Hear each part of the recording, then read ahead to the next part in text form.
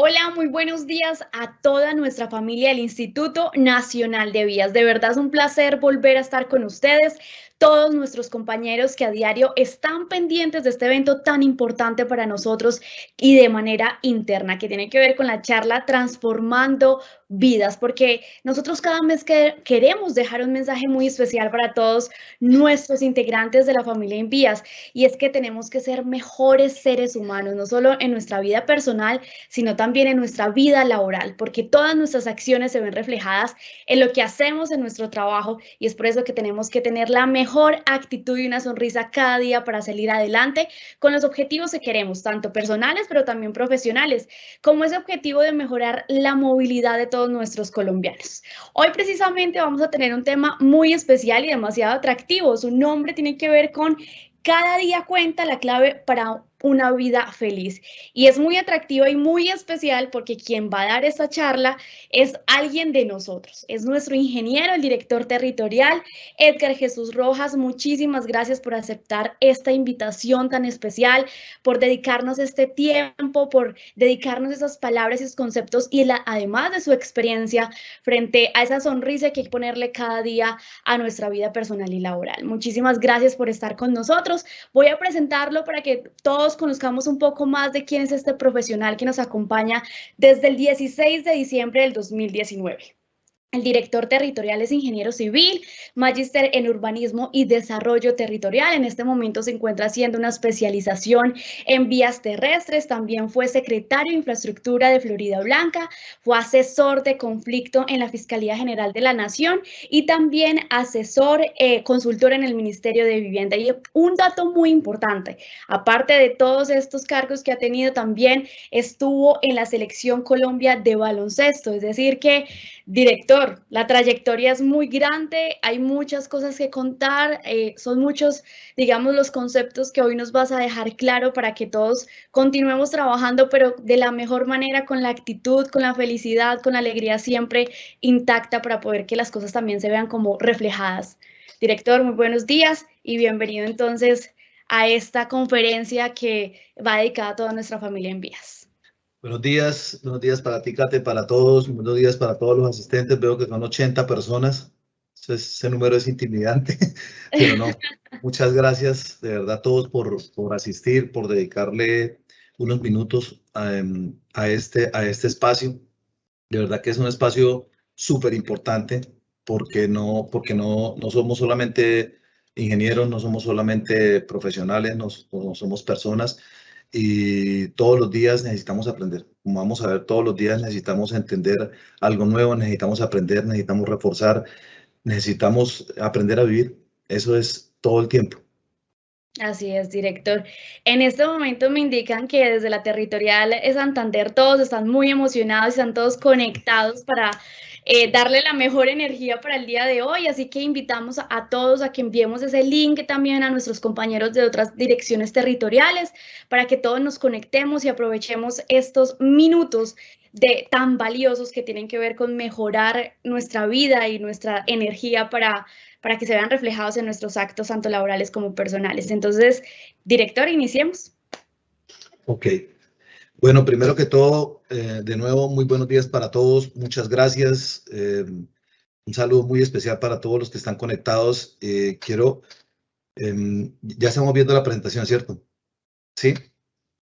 Luis, ya se ve la presentación. Entonces, vamos a hablar. Sí, está la presentación en directo.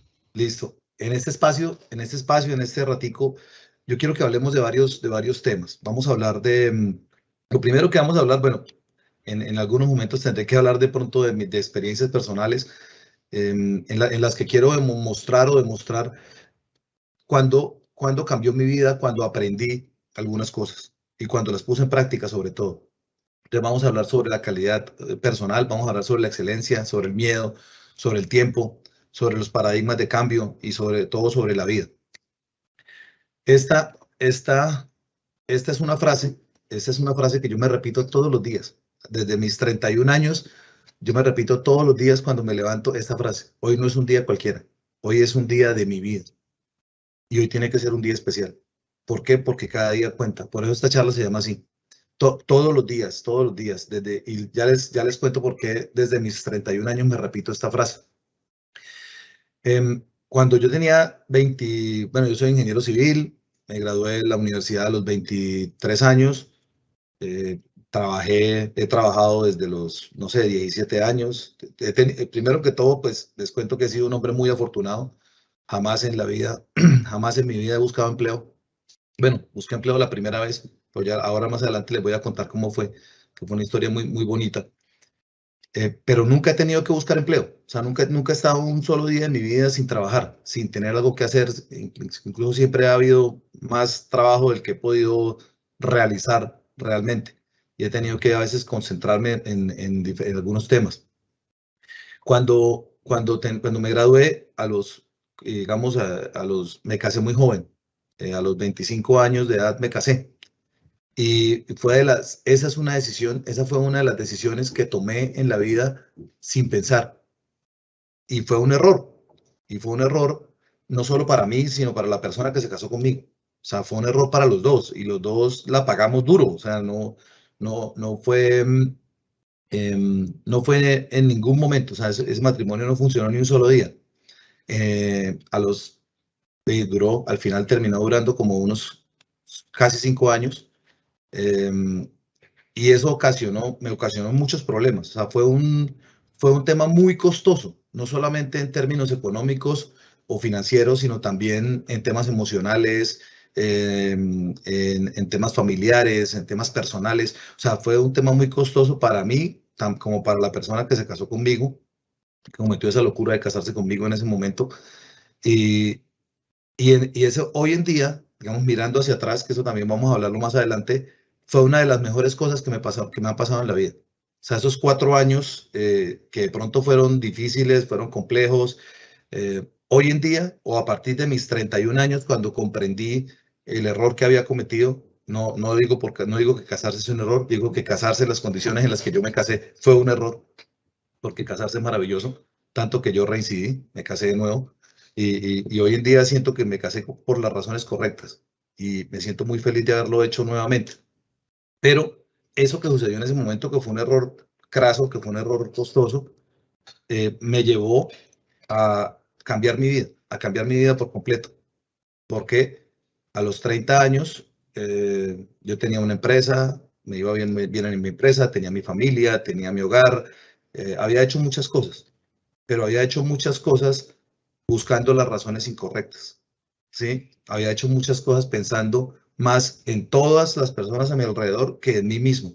Y llegó un momento en el que yo no era feliz, porque no estaba trabajando por las razones correctas, no me estaba esforzando por las razones correctas. Obviamente todo eso se terminó, se cayó y llegaron todos los golpes de la vida que le enseñan a uno y le entregan a uno la cuota de humildad que todos debemos tener. Cuando todos tenemos un ego gigantesco y llegan esos momentos en los que la vida te sacude y te dice, venga, usted no es ni siquiera buen ingeniero, o sea, ni siquiera es buen profesional, mucho menos es buen esposo, mucho menos es buena persona, usted no está haciendo las cosas correctas, las cosas de la manera correcta.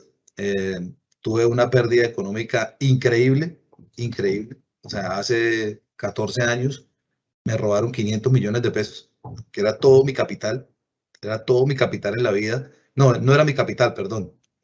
De esos 100 millones era mi capital, los otros 400 los debía.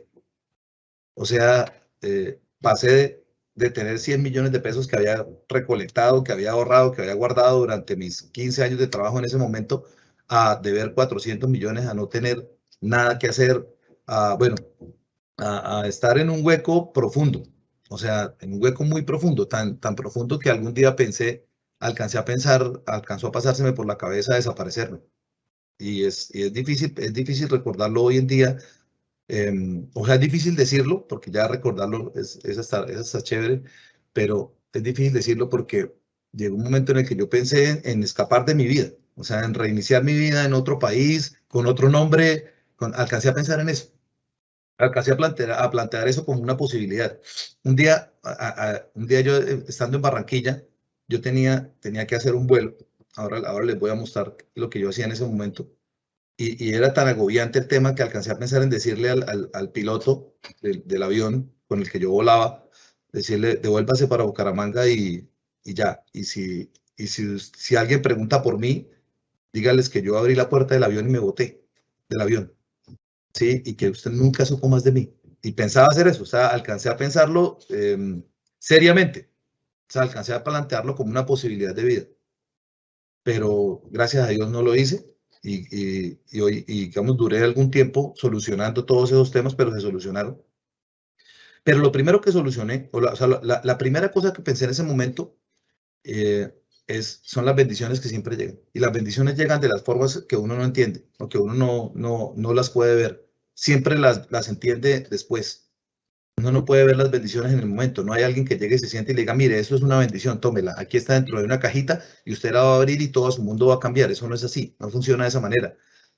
En una charla con uno de mis mejores amigos, que ha sido un gurú de vida para mí, me dijo, usted está muy joven, usted puede reiniciar su vida, la suya, y puede hacerlo. Y eso me dio el ánimo para hacerlo. O sea, a la semana estaba yo sentado en la UIS, en una cafetería, y de pronto apareció una persona caminando por la UIS y llega y me dice, estoy buscando el edificio de ingeniería civil. Entonces yo le dije, sí, eso, ¿a quién necesita? Yo lo oriento y le digo dónde queda. Me dijo, es que estoy buscando a un ingeniero que me lo recomendaron para un trabajo. Y yo, sí, dígame el nombre a ver si yo lo conozco. Y me dijo, estoy buscando al ingeniero Edgar Rojas. No, yo no puedo creerlo. O sea, yo soy Edgar Rojas, o sea, ¿para qué me está buscando? Tengan en cuenta que en esa época no había redes sociales, ¿no? O sea, apenas estaba empezando el tema de las redes sociales, entonces no era tan fácil conocer las caras de las personas antes o stalkearlas. Y me dijo, porque me lo recomendaron porque necesito que me dicte unas clases en Pamplona, en una ciudad que queda cerca de Bucaramanga. Entonces yo le dije, claro, yo lo hago, yo le dicto las clases. Me contrataron al final y esa persona, que hoy en día no recuerdo ni siquiera cómo se llama, esa persona me regaló un libro. Me regaló un libro que se llama El Secreto. Y ese libro yo lo leía en todos los viajes. O sea, era mi libro de leer en el viaje.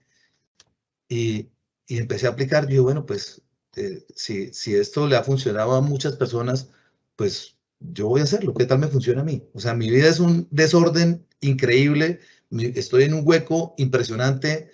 Lo único que puedo hacer es buscar todas las formas para salir de este lugar en el que yo mismo me metí.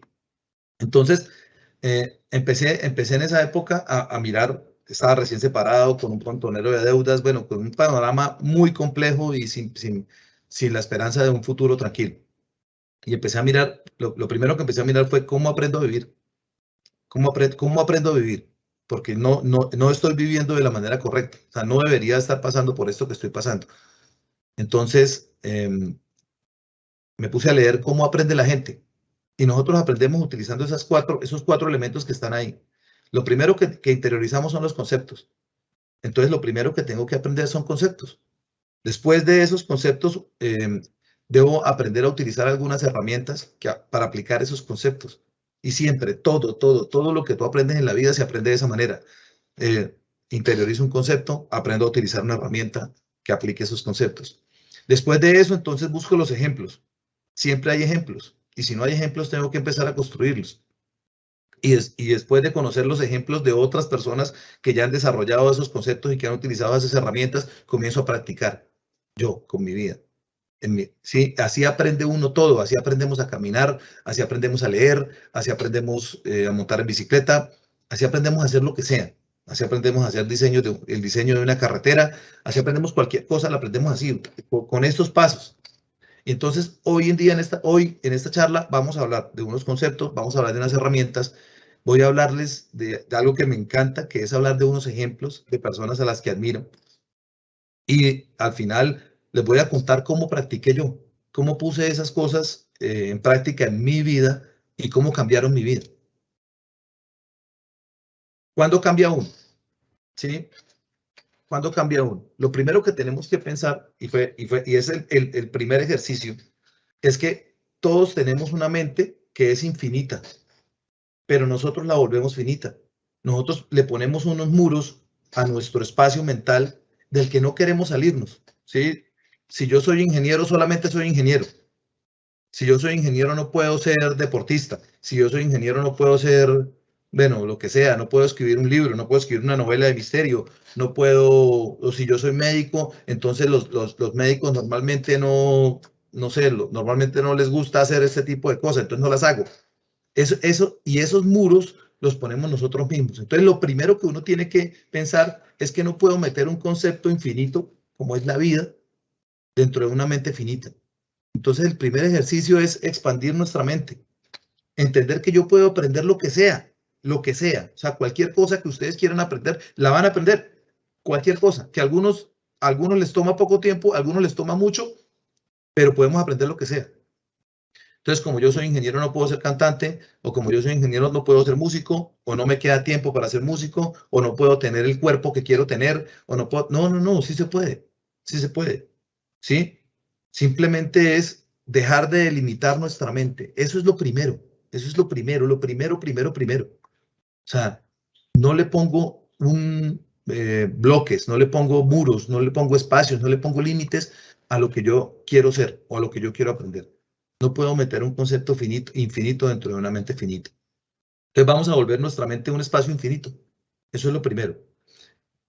Pensar es gratis, siempre pensar es gratis, pero no pensar sale carísimo. No pensar sale muy costoso. Y el ejemplo claro es lo que les acabo de contar de mi matrimonio. Fue una de las acciones de mi vida que yo hice sin pensar.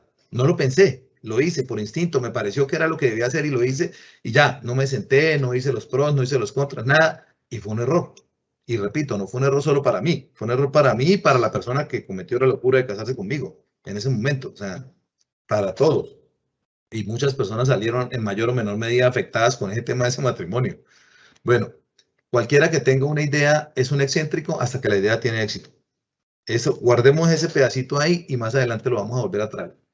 Y esta que me parece increíble, no es la especie más fuerte la que sobrevive ni la más inteligente, sino la que se adapta mejor al cambio. Hay personas, yo he conocido personas que se ganan 1 millón de pesos y su vida les cambia y comienzan a ganarse 5 millones.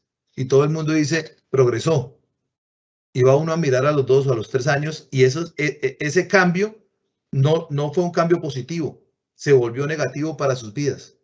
Y cuando uno se da cuenta, esas personas están 10 veces más endeudadas que cuando ganaban menos, metidas en problemas, alcoholismo, con vidas familiares destruidas, etcétera, etcétera, etcétera. Porque ese cambio, que en un principio se puede pensar como un cambio positivo, ellos no lograron adaptarse a ese cambio.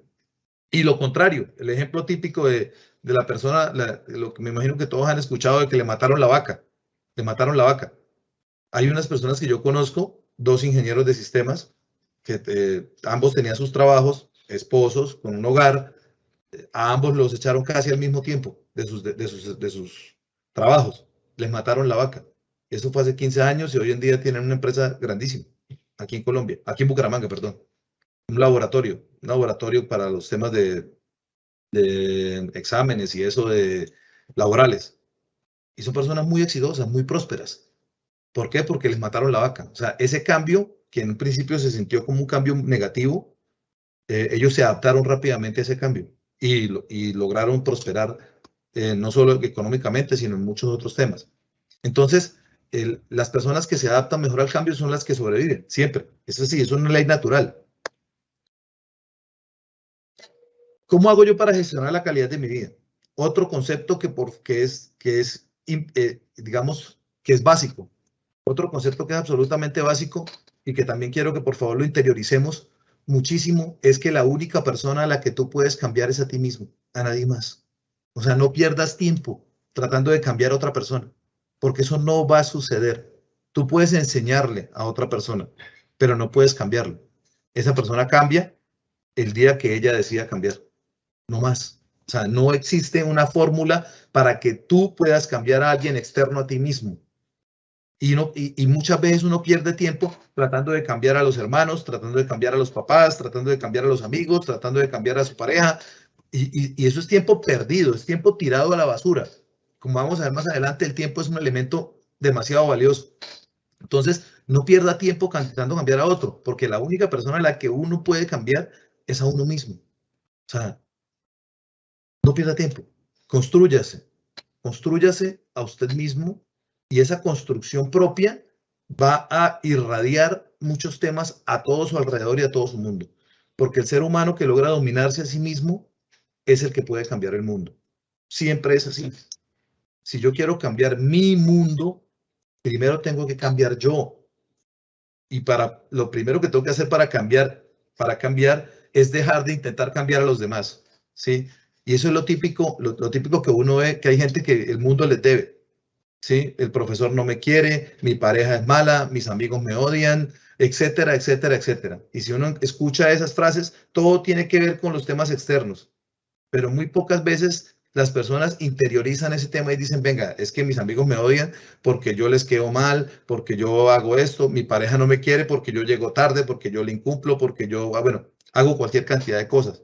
Mis papás de pronto me dicen muchas cosas porque no he sido capaz de lograr que estén orgullosos de mí, porque no hago nada que los haga sentir orgullosos de mí.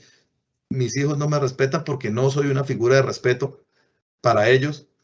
Entonces, la única persona a la que uno puede cambiar es a uno mismo. Ese es otro concepto increíble. O sea, hagamos infinita nuestra mente y tengamos claro que solo podemos cambiarnos a nosotros mismos. Vamos a ver. Hay varios temas que son muy importantes en mi vida. Muy, muy, muy importantes. Y que me encantan, que me apasionan. Uno de esos temas es el baloncesto. El deporte en general me encanta. O sea, es la escapatoria. El deporte es como ese espacio en el que todos somos iguales, o sea, el espacio absolutamente democrático, en el que no importan muchos temas externos que de pronto uno valora o no valora, ¿sí? El deporte es para mí un sitio muy democrático, muy, muy plano, muy propio, ¿sí? Y en especial el baloncesto. Como lo decía Caterina, el baloncesto ha sido parte de mi vida desde siempre, desde que tengo memoria, y me encanta. Y entonces una de las figuras más increíbles en el baloncesto pues es Michael Jordan. Michael Jordan siempre decía que uno puede practicar 8 horas al día, pero si la técnica está mal, vas a terminar convirtiéndote en alguien muy bueno para hacer las cosas mal. Y eso es muy claro. Y esa frase yo la aplico a todos los días, a todo lo que hago. Esa fue de las frases que para mí cambiaron mi vida.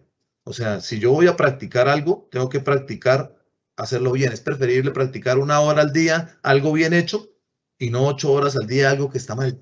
Entonces, ¿qué hago para que me quede tiempo? Porque el tiempo también es un tema infinito, es un tema finito. Pues no practico algo que está mal y ya. Y así no me vuelvo bueno en algo que está mal hecho, algo que no se debe hacer. ¿Sí? Y todos sabemos qué es lo que debemos hacer y lo que no debemos hacer. Todos lo tenemos claro. ¿Sí?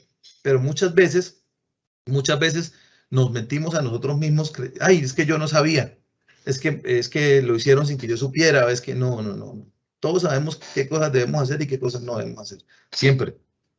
Es cuando uno está cometiendo un error, me ha sucedido, se mira al espejo en algún momento y dice, ¿qué estoy haciendo? Ya, yo sé que a todos nos ha pasado, bueno, me imagino que a todos nos ha pasado en algún momento de la vida, que digo, ¿qué estoy haciendo? Porque sabemos que estamos cometiendo un error. Siempre es así. Esta persona que está aquí a la izquierda abajo se llama Bobby Knight, es un entrenador de la Universidad de Indiana de Estados Unidos, que es pues una de las universidades más importantes en esa época en el tema del baloncesto universitario. Y él decía, todo el mundo quiere ganar, pero pocos tienen el deseo de prepararse para ganar. O sea, para poder jugar un partido de baloncesto, no sé, para poder jugar el primer partido de baloncesto de manera competitiva que dura 2 horas, yo tengo que haberme preparado por lo menos 2 años. O sea, esa es la proporción. Entonces, cuando uno le pone esa proporción a alguien que está empezando, dice, no, pero 2 años para poder jugar 2 horas, o sea, no es una proporción correcta para muchas personas, pero lo que complementa esa proporción es, venga, pero es que si usted trabaja esos 2 años, no solo va a poder jugar 2 horas, va a poder jugar por el resto de su vida. Pero hay que pasar por esos 2 años de aprendizaje. Hay que pasar por esos 2 años de conceptos, hay que pasar por esos 2 años de elementos de entendimiento acerca del juego. Y eso pasa con todas las cosas en la vida. ¿Listo? Entonces, todos queremos ganar, pero muy pocos quieren prepararse para poder ganar.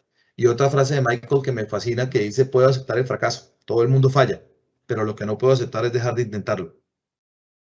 Ahora más adelante ustedes se van a dar cuenta yo entendí esto, o sea, esta frase la leí y la aplico todos los días la aplico. O sea, si alguien me dice a mí, vamos a hacer esto, normalmente yo lo pienso en positivo.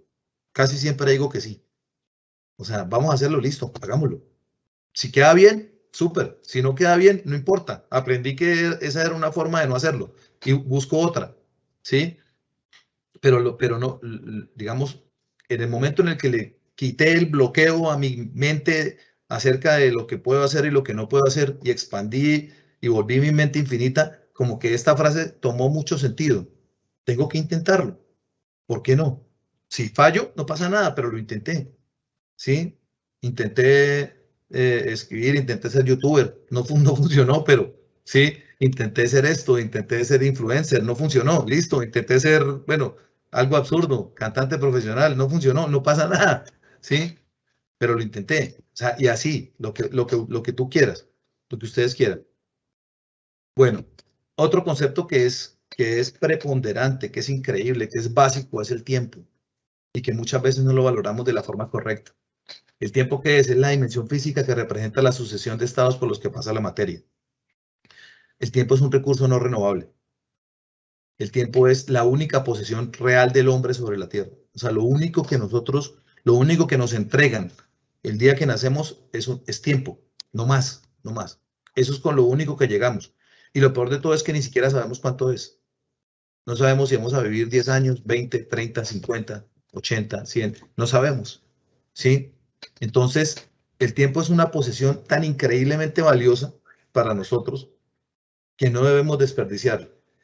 Y todos los días debemos hacernos esa pregunta: ¿cuánto valor tiene el tiempo?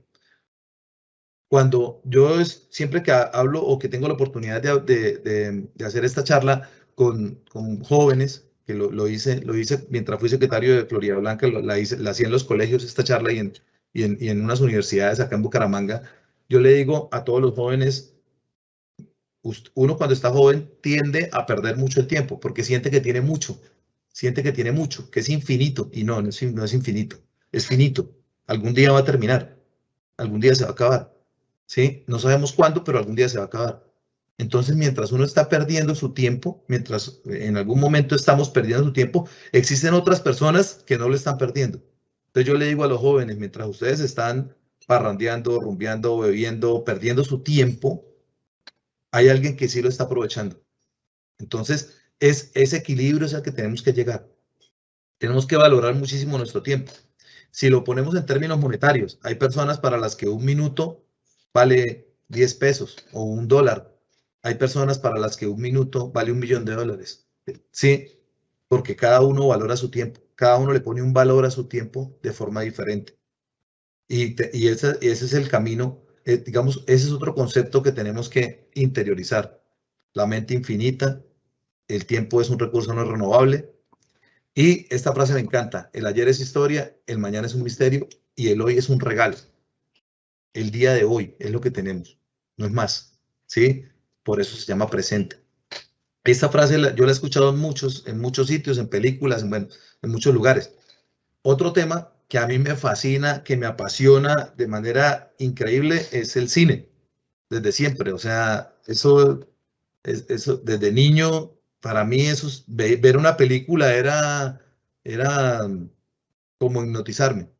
O sea, Ingeniero, disculpe, lo interrumpo en este preciso momento, y es que hay un dato muy importante que no dijimos al inicio de esta conferencia, y es que el director territorial también es actor y está en este momento en una serie documental, podríamos decirlo así, en Amazon, que de hecho yo tuve la oportunidad de verlo.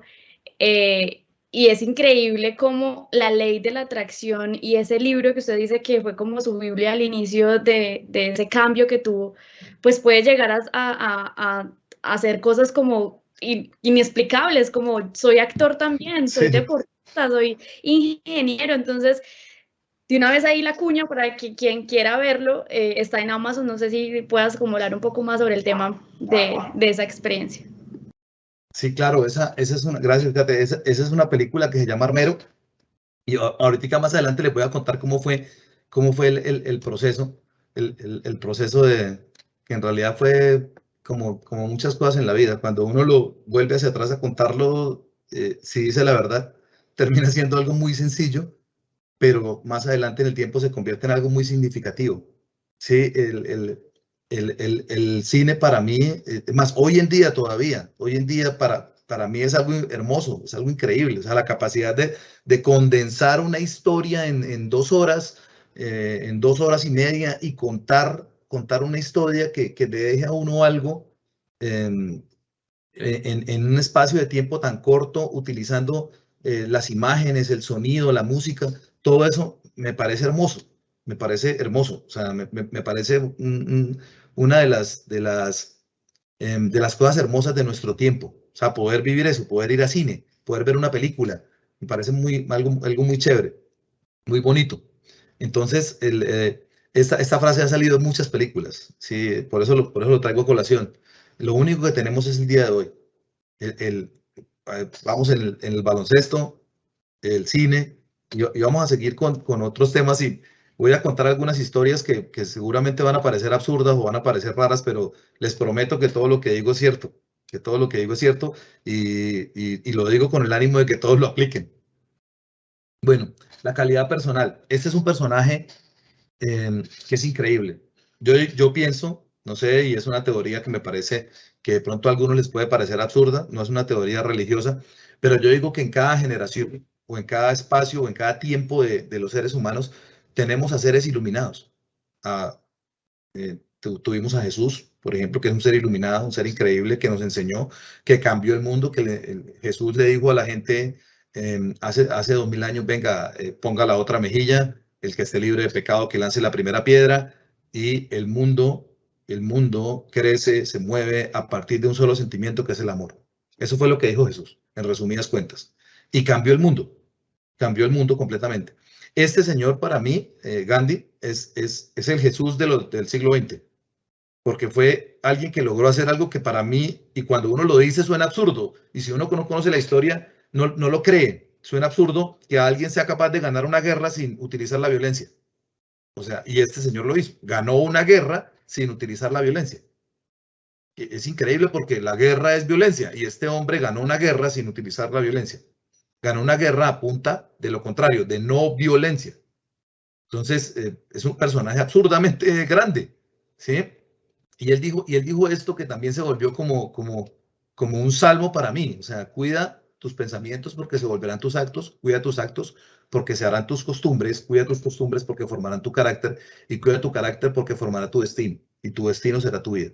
O sea, todo parte de pensar bien, todo parte de aquí, de sacar la basura que tenemos acá y dejarla en alguna parte donde no la volvamos a recoger jamás y comenzar a alimentar nuestro cerebro con cosas realmente valiosas, con pensamientos positivos, con pensamientos reales, con conocimiento, con tareas que realmente nos sirvan, programarnos para hacer lo que queremos ser. Yo no hablo en términos económicos, no hablo en términos financieros, sino para hacer lo que queremos ser. Muchas veces, y conozco muchos casos de personas que tienen dinero y no son lo que quieren ser, simplemente tienen dinero, ya. Y les cuento que eso me sucedió a mí hasta mis 30 años. Mi único objetivo era hacer dinero. Y resulta que como no tenía claro mi objetivo en la vida, no tenía claro mis objetivos, porque no era uno, no es uno, sino son muchos, pues nunca fui feliz. O sea, no era feliz. Y a veces ganaba, y a veces perdía, y a veces, etcétera, etcétera.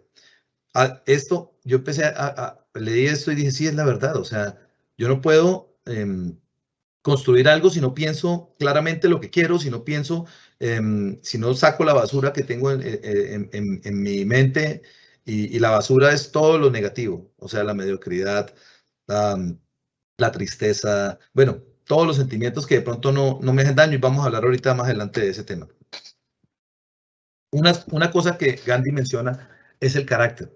¿Qué es el carácter? El carácter se resume en la manera en la que una persona reacciona habitualmente frente a una situación dada, en algún tipo de circunstancia. Ese es el ejemplo claro, y me imagino que lo han escuchado 1000 veces, de un papá alcohólico que tiene 2 hijos, y un hijo se vuelve alcohólico y el otro no. Y entonces cuando le preguntan a los dos, el que se volvió alcohólico, le preguntan, ¿por qué eres alcohólico? Y dice, porque mi papá fue alcohólico. Entonces, ese fue el ejemplo que me dio. Cuando le preguntan al otro de por qué no consume licor, él dice, porque mi papá fue alcohólico y yo no quiero vivir la vida que él vivía. Entonces es la misma situación, es el mismo impulso, pero cada uno reacciona de forma diferente. Eso es el carácter. Al final de cuentas, eso es el carácter. Y ahorita vamos a ver unos ejemplos. La inteligencia o la sabiduría, esto es algo que me encantó. O sea, cuando yo lo leí fue como venga, la epifanía de la vida. Uno siempre cree que ser inteligente es una característica. O sea, que yo no puedo ser más inteligente de lo que soy. O que nunca en la vida llegaré a ser sabio. O que solamente encontraré sabiduría cuando sea muy viejo y haya vivido muchas cosas en la vida. Y resulta que eso no es cierto. O sea, ser inteligente o ser sabio es una decisión. Es una decisión que tomamos todos los días. Y les voy a decir por qué. Vamos a clasificar a las personas. Esto no me gusta hacerlo, pero para el ejemplo tengo que hacerlo. Vamos a clasificar a las personas en personas no inteligentes. Otro grupo son las personas inteligentes y el otro grupo son las personas sabias. Y yo tomo la decisión, todos nosotros, todos los que estamos aquí, hoy, y si esto es lo único que les queda de esta charla, me sentiré increíblemente feliz, porque es un concepto tan básico, tan sencillo, pero que nadie nos explica jamás. Yo decido si soy inteligente, decido si soy no inteligente o decido si quiero ser sabio. ¿Cómo tomo esa decisión? De la siguiente forma. Una persona que no es inteligente se tropieza todos los días con la misma piedra. Comete todas las veces el mismo error. Eso es una persona no inteligente. Ya. Es una persona que sale y todos los días se tropieza con la puerta. Eso es una persona no inteligente. Una persona inteligente se tropieza una vez y aprendió. La segunda vez que pasa por ese camino sabe que ahí está la piedra y entonces rodea la piedra o quita la piedra o pasa por encima de la piedra o hace algo para no tropezarse. Eso hace una persona inteligente. Una persona inteligente aprende de sus errores. Y una persona sabia, y es la decisión que uno debe tomar en la vida, o que creería yo que uno debe tomar, es desarrollar la habilidad no solo de aprender de mis propios errores, sino de aprender de los errores de otros. Y existe una documentación impresionante sobre ese tema. Miren, cuando yo leí este concepto y interioricé este concepto, me pareció como tan increíblemente lógico que yo decía, pero ¿por qué no le enseñan a uno esto? O sea, cuando uno está niño, si le enseñaran a uno esto cuando uno está niño, el mundo sería diferente. Duré, no sé, año y medio que toda mi lectura, todo lo que yo leía diariamente, estaba enfocado en leer las biografías de muchas personas, de personas a las que admiro. O sea, leí, no sé, Rodolfo Ginás, leí la biografía de García Márquez, leí la biografía de Steve Jobs, leí un montón de biografías. Leí un libro que me parece fascinante, que se los recomiendo, que se llama Sin Querer Queriendo, que es la biografía de Roberto Gómez Bolaños. Es un hombre que yo sé que todos los que estamos aquí sabemos quién es. O sea, todas las personas en el mundo que hablamos español sabemos quién es ese señor. Y se llama así el libro, Sin Querer Queriendo.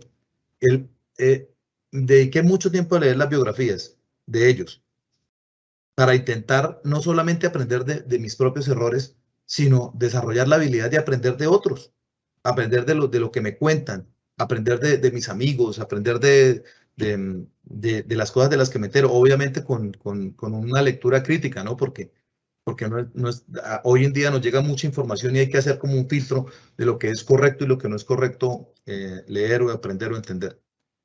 Pero la clave de todo es esto, o sea, nosotros decidimos, ustedes deciden, ustedes tienen el poder de decidir si son personas inteligentes o si son personas sabias. Y la inteligencia es simplemente eso, es una decisión. Aprendo de mis errores, cometo el error una sola vez. Yo tengo una hermana que es la gerente de una empresa y ella le dice a sus empleados, innovemos en los errores. Innovemos, o sea, no nos equivoquemos más de una vez en lo mismo. Volvámonos innovadores en los errores. Embarrémosle en otra cosa diferente a la que le embarramos una vez. Y así es la vida.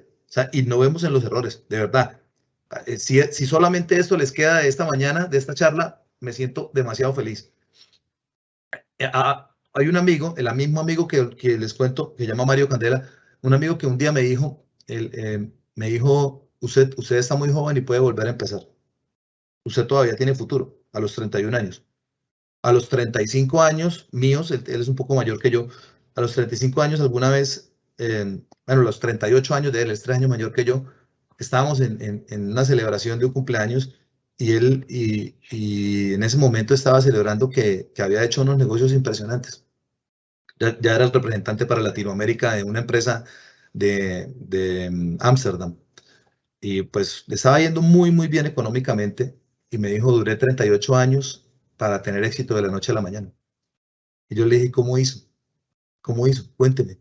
Y me dijo, mire, nunca se le olviden estas 3 frases. Termine lo que comienza, cumpla lo que promete y aprenda a seguir instrucciones. Hay una instrucción para todo. Siempre, siempre hay una instrucción. Y si buscamos la instrucción para todo y no la encontramos, entonces la escribimos. Para que no solamente yo pueda seguirla después, sino alguien después de mí pueda seguirla. Pueda seguir mis instrucciones. Y a veces pensamos que eso está mal, por cultura.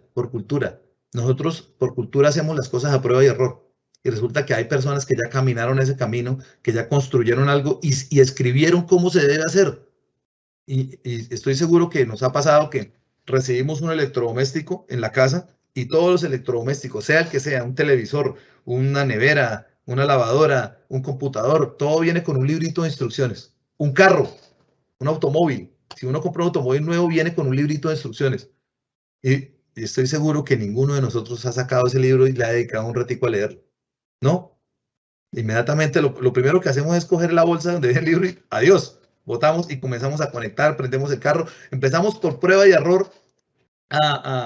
Y en ese momento, pues, digamos, hoy en día, pues las cosas vienen desarrolladas para que no pasen, pero podemos hasta dañar el electrodoméstico porque no queremos seguir las instrucciones, porque no tenemos esa cultura. Y seguir instrucciones es algo muy importante. Todos debemos aprender a seguir instrucciones para poder después aprender a dar instrucciones. Es algo absolutamente lógico. Entonces no se les olvide, terminen lo que comiencen, cumplan lo que prometen y aprendan y desarrollen la habilidad de seguir instrucciones y desarrollen después la habilidad de dar instrucciones. Miren, ya hablamos de muchos conceptos. Ya hay muchos conceptos, el tiempo, la finitud o la infinitud de la mente, bueno, etcétera. Ahora vamos a hablar de algunas herramientas. Por ejemplo, la disciplina. La disciplina es una herramienta. No es un concepto, es una herramienta. Es una herramienta para alcanzar y para lograr todo lo que uno quiere en la vida. La eficiencia y la eficacia son herramientas. Maquiavelo, Gandhi, ya les voy a decir por qué están ahí. Y la herramienta que para mí es la principal de todas, que también yo quiero que por favor incluyan esto dentro de su maleta, incluyan esto aquí, dentro de la maleta que uno carga todos los días. ¿Sí? Uno tiene que cargar cosas livianas dentro de esa maleta que cargamos siempre. Y es un círculo virtuoso. Generar círculos virtuosos dentro de nuestra propia vida. Yo admiro, una persona que admiro muchísimo es a este man, a este hombre, a Yokoi Kenji. Cuando uno lo escucha hablar, se da cuenta que ese señor tiene conceptos tan claros de la vida. Y sí es japonés, entonces al principio, la primera vez que digamos que lo vi, pues yo estaba como en ese proceso hace más o menos 10 años, un poco más de 10 años, 12 años, y yo estaba en el proceso y me pareció curioso que era una persona que era asiático y colombiano, japonés y colombiano, entonces me pareció chévere dedicarle un rato a verlo.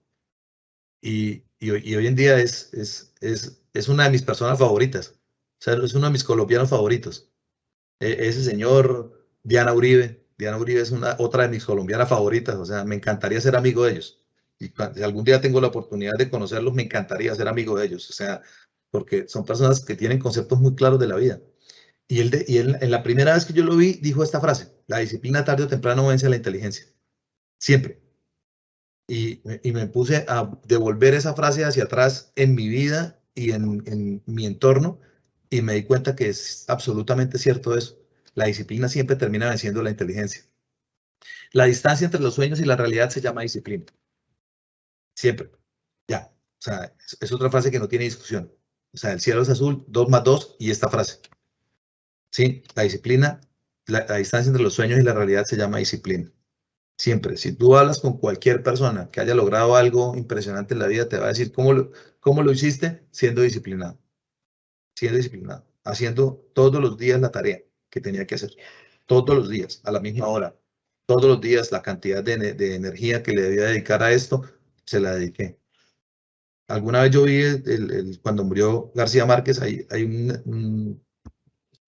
un documental sobre él en Netflix y él dice que él le dedicó 8 meses todos los días a escribir 100 años de soledad en México. Y que él le dijo a su esposa, a Mercedes, le dijo, venga, no voy a ganar dinero por mucho tiempo, pero voy a escribir un libro increíble.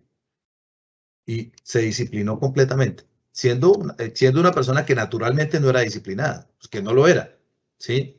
García Márquez es el prototipo de nuestro costeño, nuestro habitante de la costa. Son personas demasiado alegres para poder ser cuadriculadas. Y en algún momento increíble de su vida, él decidió parar y ponerle disciplina a un espacio de su vida, al espacio correcto de su vida, donde había aprendido lo suficiente para poder escribir una novela que fuera digna de un premio Nobel. Entonces, la distancia entre los sueños y la realidad se llama disciplina. Somos aquello que hacemos repetidamente, por lo tanto, la excelencia no es un hábito, no es un acto, sino es un hábito. Cuando nos acostumbramos a ser excelentes, se convierte en algo, o uno lo interioriza y se termina convirtiendo en algo tan natural. Es impresionante. Esto no lo digo por mí porque yo no me considero excelente, pero sí he visto a otras personas para los que ser excelente se les vuelve algo natural, que ya no tienen que esforzarse para lograr la excelencia de pronto en una o en dos o en algunos o en otros tareas de su vida o espacios o dimensiones de su propia vida. ¿Sí? Alguna vez conocí a un estudiante de medicina de la UIS que hizo algo increíble, que le dejó, se llamaba Natalia, hay una materia que se llama patología, que es una materia muy importante para los médicos, y ella le quedó en 5.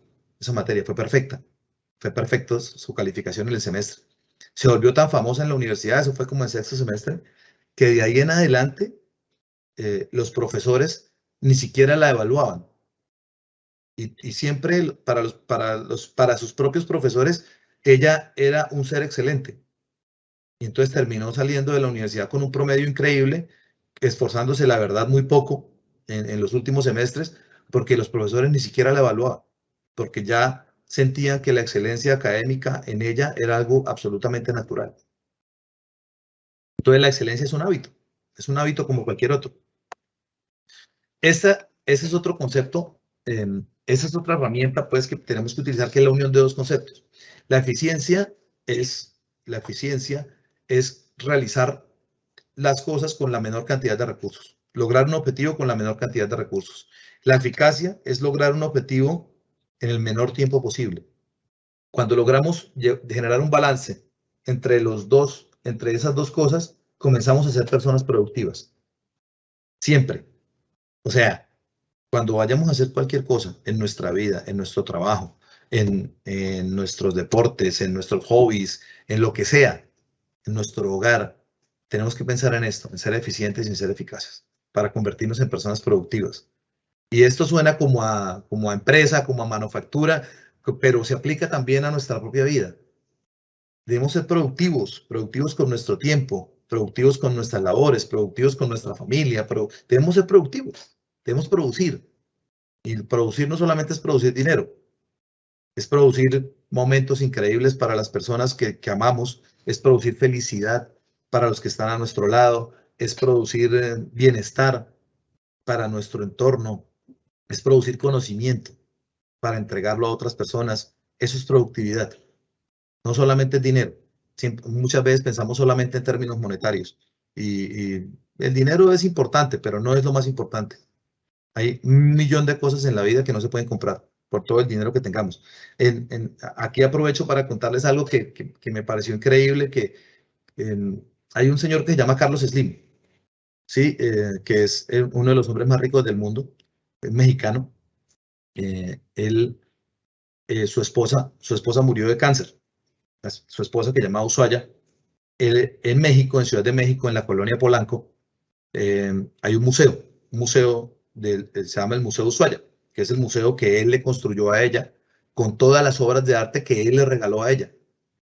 Y en un sitio de ese museo dice, ni con todo el dinero del mundo le pude salvar la vida al amor de mi vida. Yo cuando estuve allá, eso me causó como tanta impresión, porque, venga, o sea, es absolutamente cierto. Hay 1.000.000 de cosas que no se pueden comprar. Más de 1.000.000 de cosas que no se pueden comprar. Y muchas veces valoramos el dinero por encima de esas cosas, ¿sí? Vamos a seguir hablando de eso. Maquiavelo Gandhi es porque esta frase realmente no la dijo Maquiavelo, pero todo el mundo se la atribuye. Alguna vez cuando leí esto me puse a leer a Maquiavelo y es un hombre brillante. Pero mucha gente se la atribuye a él. La frase que dice el fin justifica los medios. Y muchas veces vivimos así. Para muchas personas esta frase se vuelve como el dogma de vida. El fin justifica los medios. O sea, hago lo que tengo que hacer para poder alcanzar mi objetivo.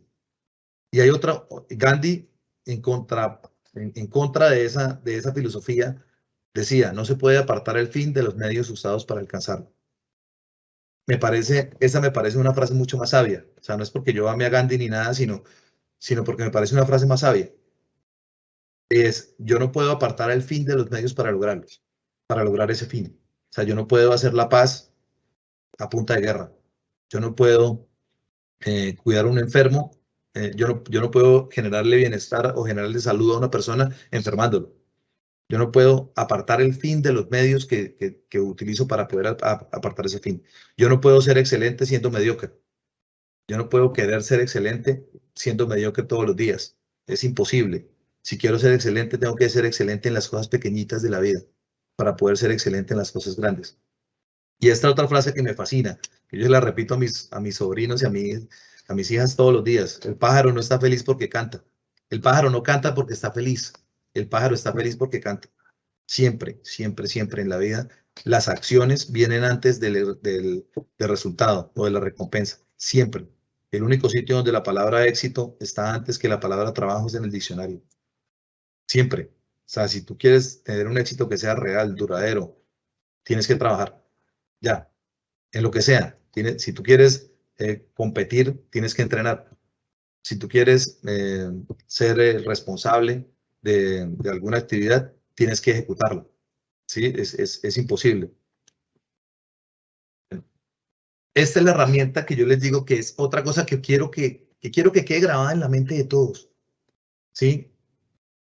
Es una herramienta increíble en la vida, que es generar círculos virtuosos. Es generar círculos virtuosos. ¿Cuándo genero un círculo virtuoso? Cuando encuentro un problema o sé que tengo un problema, sé que algo está sucediendo y yo a ese ciclo del día, a ese ciclo de la vida, le agrego o le ingreso una acción virtuosa. Y esa acción virtuosa genera otra acción virtuosa y otra acción virtuosa. Y de esa forma, ese problema que yo tenía en un principio comienza a disminuir o comienza a cambiar. ¿Cómo? Ingresando acciones virtuosas.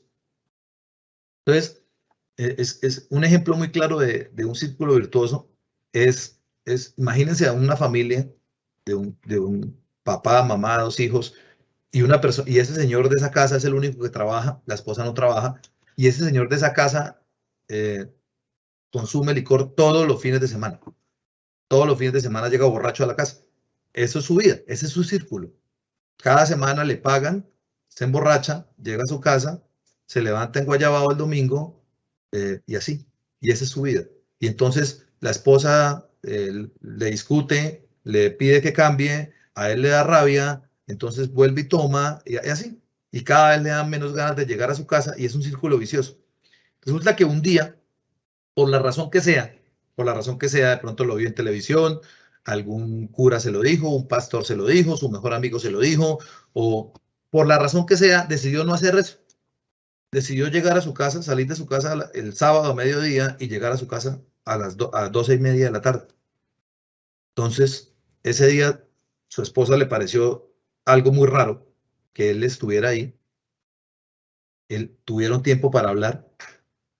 Ella tuvo tiempo para contarle muchas cosas mientras él estaba sobrio, mientras no había tomado trago. Él tuvo tiempo para descansar de una semana larga de trabajo.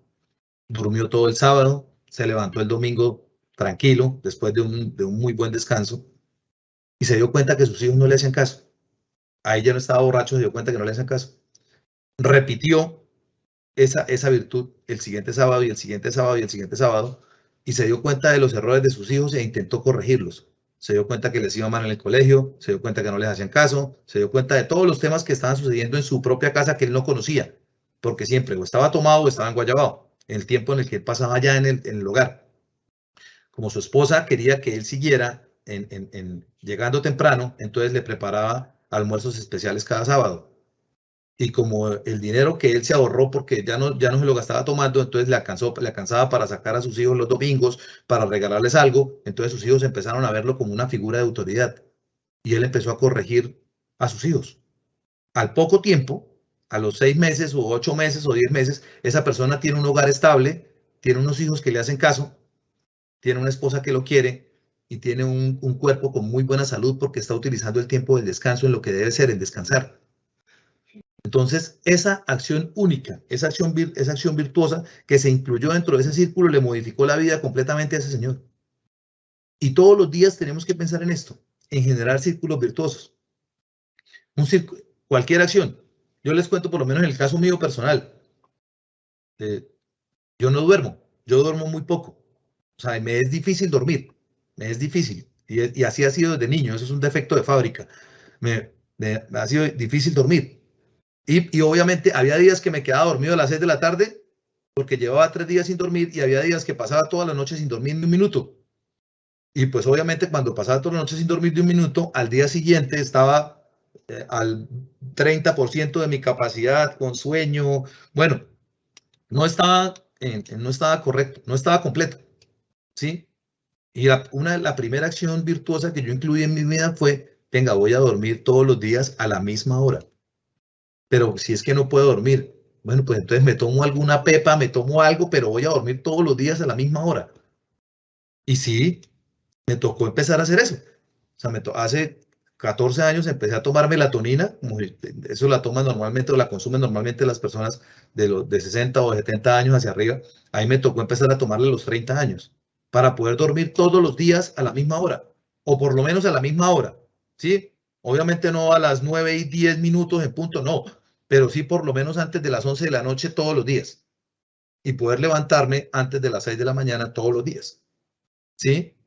Y esa acción, solo esa acción, modificó por completo muchos temas de mi vida. Modificó mi salud, modificó mi trabajo, modificó mi productividad, modificó muchos otros temas de mi vida, porque ya tenía un espacio de tiempo dentro del cual organizarme, ¿sí?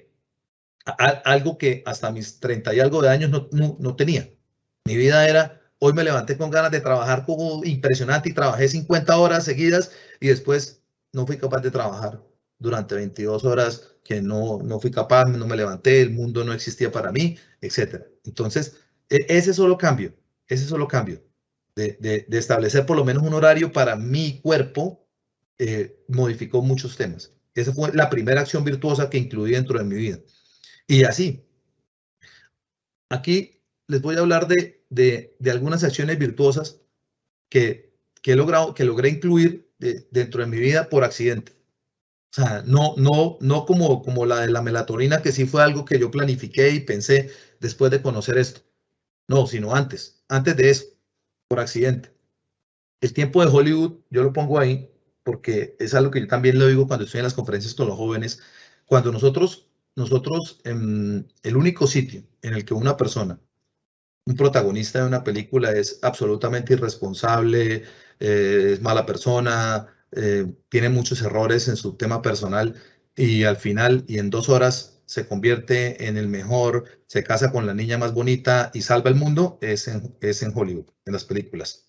O sea, en la vida real no sucede así. Los tiempos en la vida real son diferentes. No se sabe cuánto es, ¿sí? No sabemos si digamos, si lo que estamos trabajando hoy va a tener su recompensa mañana, o en un mes, o en 2 años, o en 5 años, siempre va a haber una recompensa, siempre, pero no sabemos cuándo va a llegar. O sea, no sabemos cuándo vamos a salvar el mundo. No lo sabemos, pero si nos preparamos, seguramente vamos a salvar el mundo en algún momento, o por lo menos vamos a salvar nuestro mundo, el mundo de cada uno de nosotros. Hoy yo miro hacia atrás y me encanta contarles una historia, y es que cuando yo estaba en el colegio, yo nunca fui buen estudiante, nunca. O sea, nunca me emocionó ser el mejor estudiante.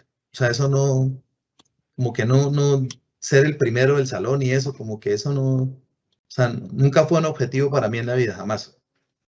Pero cuando llegó el ICFES, que para mí era más, la felicidad mía era estar en una cancha jugando baloncesto.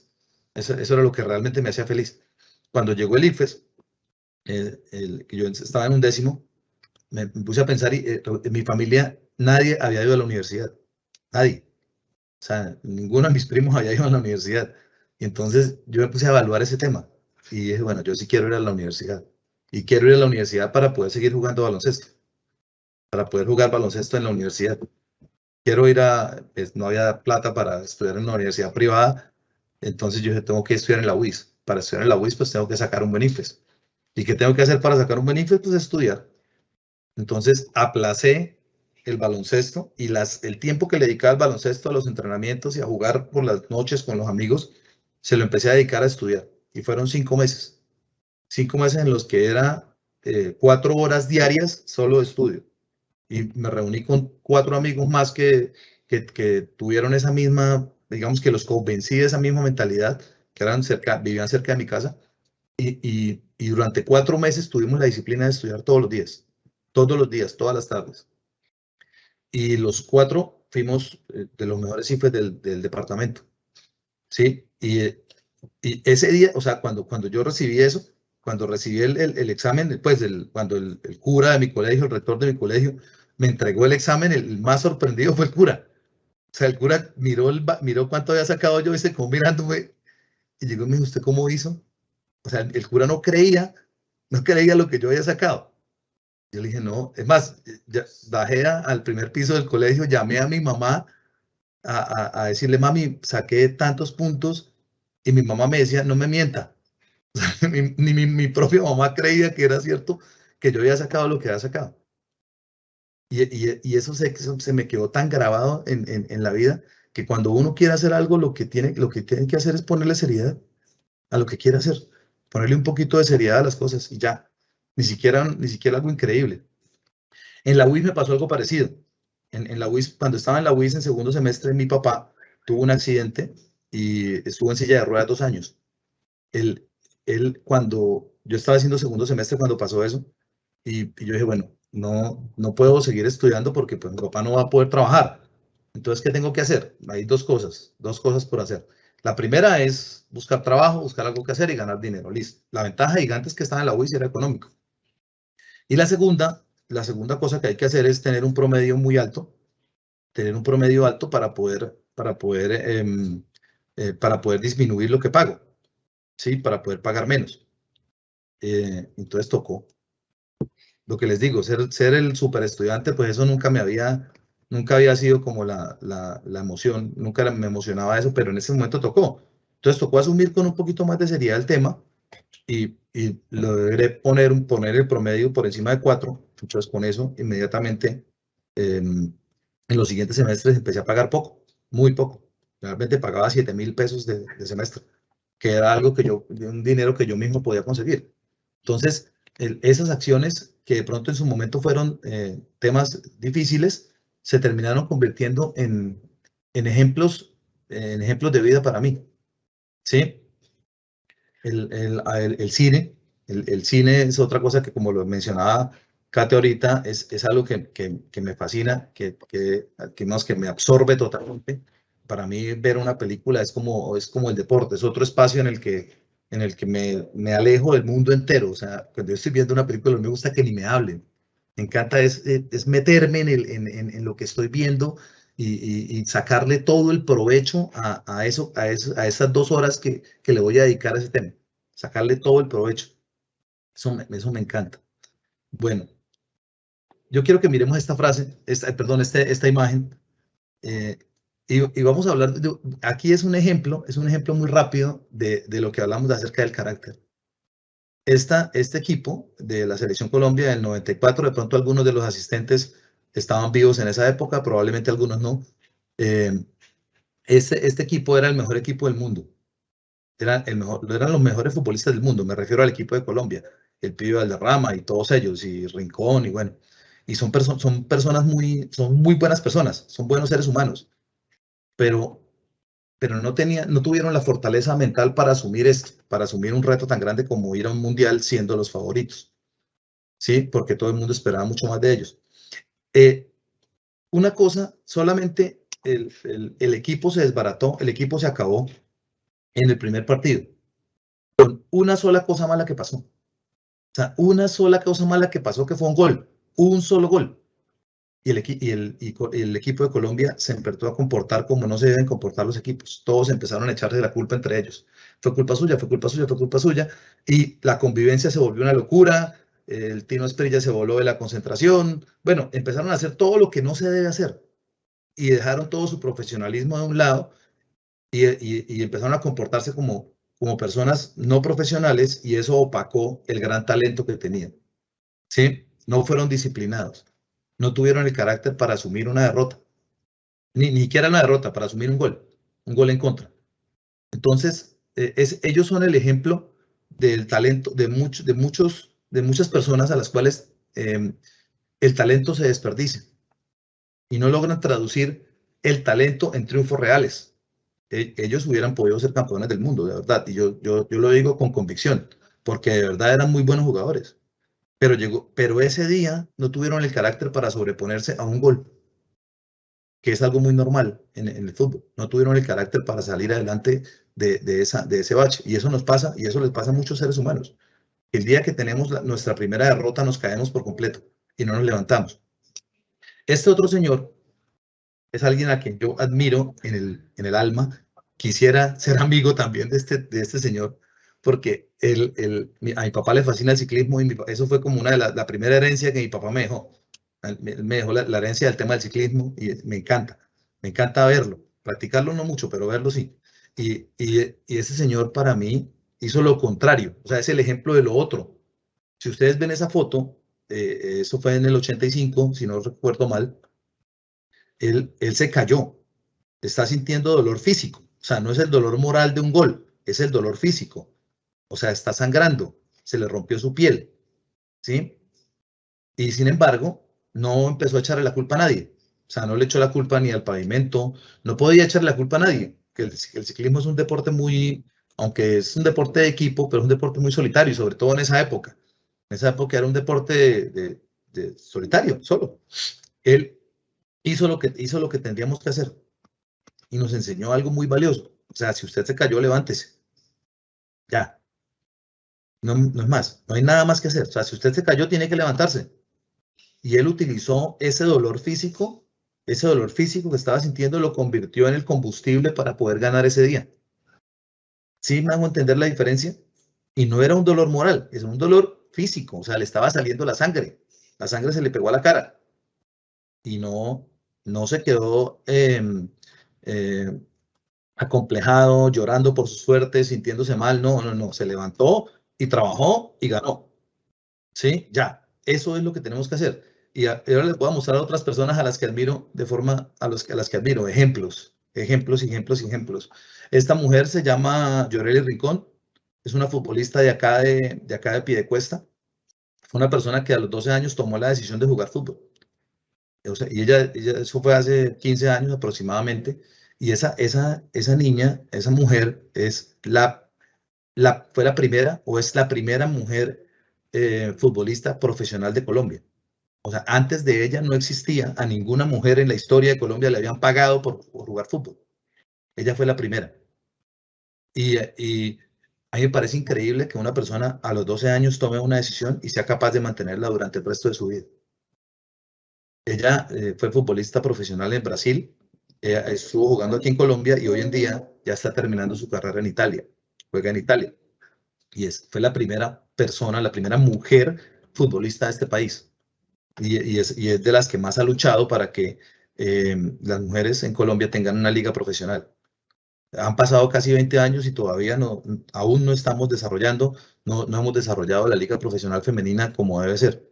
Pero sin embargo, ella jugó en la Selección Colombia, ella jugó varios mundiales, pero el mérito para mí increíble es que fue la primera persona que quiso vivir, la primera mujer que quiso vivir de ser futbolista, y lo logró, y lo logró. Y hoy es el ejemplo para muchas personas, y ya después de ella han venido jugadoras increíbles, y muchas mujeres en Colombia, incluso algunas que he conocido las historias, han estudiado en Estados Unidos, en universidades en Estados Unidos, gracias a que ella estableció esa imagen de las jugadoras colombianas de fútbol. Y es una persona a la que admiro completamente. Esta es una persona, la siguiente, ahí no se ve, o sea, esta niña, no solo la admiro, sino la amo. O sea, ella es una jugadora de baloncesto de aquí de Bucaramanga que se llama Panchita, se llama María Esperanza. Y yo siempre que pongo esta imagen, yo digo esta frase, ¿no?, con toda la pausa del mundo en negrilla, resaltado con Arial 25. O sea, las circunstancias definen cómo inician las historias, pero nunca definen cómo terminan. Siempre, siempre. O sea, el que define cómo terminan las historias es uno mismo. Uno es el que establece cómo va a ser mi película. O sea, yo soy el que escribo el guión de mi película. Y yo tengo que escribir ese guión para que sea una película increíble, para que sea una película súper interesante, para que sea la película realmente de nuestra vida. Esta niña cuando nació, la mamá biológica la dejó abandonada en una esquina, abandonada, o sea, envuelta en una toalla, la dejó abandonada en un canasto. No sé si en otras partes de Colombia le digan canasto también, una canasta, pues un recipiente. Y ahí quedó abandonada esa niña, con unas horas de nacida. La recogieron la policía, la llevó al bienestar familiar, pues la llevaron a la clínica, la llevaron al bienestar familiar. Esa niña se desarrolló en el bienestar familiar y la persona que era gerente del bienestar familiar en ese momento, directora, la adoptó. Le dio una vida muy bonita y ella terminó jugando en Estados Unidos, en toda su universidad, en Louisiana Tech. Jugó allá, se terminó desarrollando como deportista, estuvo en Estados Unidos, ya se graduó, volvió aquí a Colombia y hoy en día, el año pasado estuvo jugando en la Liga de España y hoy en día juega, en este momento está en Rumania. Anoche hablamos cuando terminó el partido de Colombia, hablé con ella y yo le dije, ¿y tú qué haces despierta a esta hora? Que eran las 3 de la mañana en Brasov, en donde ella está jugando, y me decía, es que no, tenía que ver el partido de Colombia. Y sí, tenía que verlo, pero acuéstese a dormir que mañana tiene que entrenar. Sí, ahorita duermo un rato, no pasa nada, pero tenía que ver el partido de Colombia. O sea, eran las 3 de la mañana ya y ella estaba viendo el partido de Colombia. Y es una mujer increíble. Y es una persona que todo el tiempo, desde siempre supo que era adoptada y jamás se quejó. Jamás se victimizó, nunca. Y eso es otra cosa que yo les pido que jamás hagan. Nunca se victimicen, nunca, nunca. O sea, nosotros que hagamos como Lucho Herrera, si nos caemos, si sangramos, nos levantamos. Ya, eso es lo que hay que hacer. O sea, nunca se quejen, nunca se victimicen, por favor, por favor. No nos victimicemos jamás. Ella no se victimizó y desde los 16 años o 14 años juega en la Selección Colombia. Hace poquito estuvo en Brasil jugando, en Puerto Rico, jugando a la Copa América de baloncesto con la Selección Colombia y es jugadora profesional. Y es profesional de una universidad de Estados Unidos jugando baloncesto.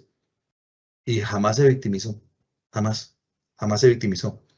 El siguiente personaje que quiero presentarles es una persona a la que admiro muchísimo. Y no se lo digo, y no se lo vayan a decir, por favor. Es mi cuñado, es mi cuñado, el muchacho que está ahí de blanco. Él es el hermano de mi esposa. Si ustedes observan bien las fotos, se dan cuenta que él no tiene manos. ¿Sí? Eso es un secreto. Él no tiene manos. O sea, nació sin manos y le falta un pie. Y es una de las personas más alegres que conozco. Y es un hombre increíblemente alegre y es un hombre increíblemente exitoso. O sea, a pesar de no tener manos, a pesar de no tener un pie, jamás tuvo ni un solo día de educación especial. Estudió en el mismo colegio que todos, estudió en la misma universidad que todos y mamó gallo más que el resto. ¿Sí? Es una persona increíblemente alegre, increíblemente alegre. O sea, no es alegre, es mamagallista. O sea, es un hombre que vive su vida con una felicidad innata. Ustedes lo ven ahí y está sonriente todo el tiempo. Y todo el tiempo es así. Y para mí, él es la persona en la que yo pienso cada vez que me dan ganas de quejarme. O sea, cada vez que me dan ganas de quejarme de mi vida, pienso en él, en Quique. Y yo digo, si no se queja Quique, ¿yo por qué me voy a quejar? Él hoy en día es el jefe de personal de una de las empresas más grandes de aquí de Santander. Es abogado, especialista en derecho laboral y es, les repito, es un hombre muy exitoso, muy exitoso y tiene una familia hermosa. Y es el ejemplo de muchos temas aquí. Y lo han entrevistado en muchos lugares y todo porque a pesar lo voy a decir entre comillas porque de verdad lo debo decir entre comillas, a pesar de su discapacidad, porque discapacitado no tiene nada, es una persona que ha logrado muchas cosas en la vida. O sea, él hace todo, o sea, maneja el carro cualquiera, maneja cualquier vehículo. Lo más impresionante es una vez que lo vi abotonándose la camisa, amarrándose los zapatos, sin manos. O sea, para mí es algo increíble, de verdad, y sigue siendo increíble. O sea, lo conozco hace 15 años, porque a él lo conocí incluso antes de conocer a mi esposa, y, y me sigue pareciendo increíble. Nunca se lo digo, pero me sigue pareciendo increíble. Entonces, les repito, en él esa es la persona en la que yo pienso todos los días cuando me dan ganas de quejarme por algo, cuando me dan ganas de victimizarme, porque eso es algo muy común. Pobrecito yo que no fui más alto, pobrecito yo que no soy más bonito, pobrecito yo que no tengo mejor capacidad para hablar, pobrecito yo que no tengo tanto dinero, pobrecito yo. No. O sea, pobrecito no. O sea, el pobrecito no existe, no existe. O sea, no se queja él. No, y así como él hay 1 millón de personas. Hace poco escuché o vi la historia rápidamente, no recuerdo el nombre de una persona, una mujer que hoy en día es la ministra de Cultura de Francia, o fue la ministra de Cultura de Francia de Emmanuel Macron, que decían si todos los continentes del mundo fueran barrios, el más pobre es África, ¿sí? Entonces es el peor barrio para nacer. Si todos los países de África fueran barrios, el país más pobre es tal y en ese nació ella. Si todas las ciudades de ese país fueran barrios, la más pobre es tal y en esa nació ella. Y en esa ciudad nació en el sector más pobre, de la ciudad más pobre, del país más pobre, del continente más pobre, con todo en contra. Y hoy en día es la ministra de Cultura de uno de los países más ricos del mundo. ¿Cómo lo hizo? Habrá que ver y habrá que aprender. Esa me queda de tarea. Pero vi la noticia y no he tenido como el tiempo de desarrollarla, pero me pareció increíble. ¿Sí? Ese señor es otra persona de las que admiro de forma exponencial. Y lo admiré, no por el tema del fútbol ni nada de eso de los mundiales, sino lo empecé a admirar más el día que lo conocí. Un día yo estaba en la oficina de la Organización de Estados Iberoamericanos, porque estaba haciendo un trabajo para ellos, y llegó él, entró ese señor, Francisco Maturana, y la persona con la que tenía la cita no había llegado, entonces le tocó a él sentarse y esperar. Entonces me puse a hablar con él. Eso sí es una habilidad que yo tengo impresionante. Ese es el único talento que yo tengo, o sea, sacarle charla al que sea, donde sea. O sea, todas las personas que han ido conmigo. Me consta, director. ¿Cómo? Me consta. No, o sea, todas las personas que han ido conmigo en un avión al lado terminan volviéndose mis mejores amigas. Terminan contándome toda su vida, todo, porque a mí me encanta hablar con la gente.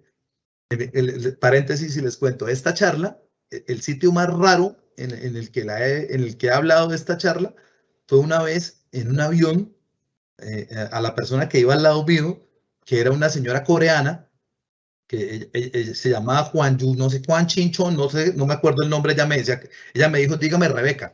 Entonces yo le decía Rebeca. Entonces, ese es mi nickname, me dijo ella, una señora coreana, íbamos en un avión desde Viena hasta Helsinki, o sea, desde Austria a Finlandia.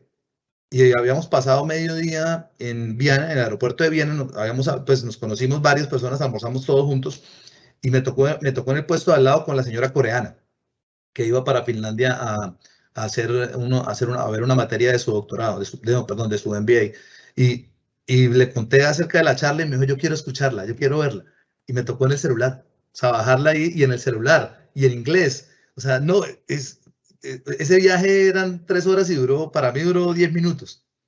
Porque fue como la emoción de poder contarle a alguien de una cultura diferente, poder hablarle de estos temas y obviamente en otro idioma, pues no es tan fácil, pero fue una experiencia muy chévere. Es el sitio más raro en donde he mostrado esto, donde he hablado de esto.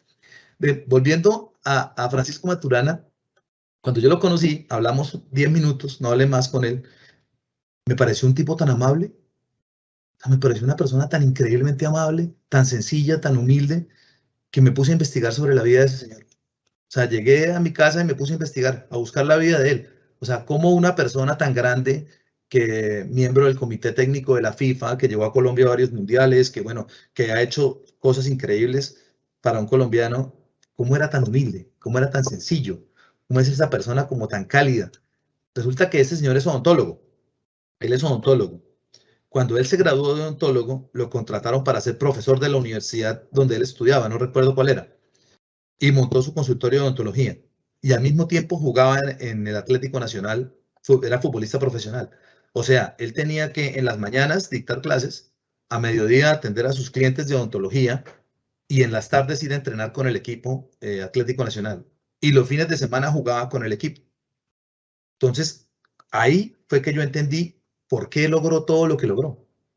Porque para poder compaginar todos esos elementos de la vida, tiene que ser una persona demasiado disciplinada, demasiado estricta, demasiado ordenada con su vida y ordenada con su tiempo para poder lograr todo lo que logró y ser exitoso en todo.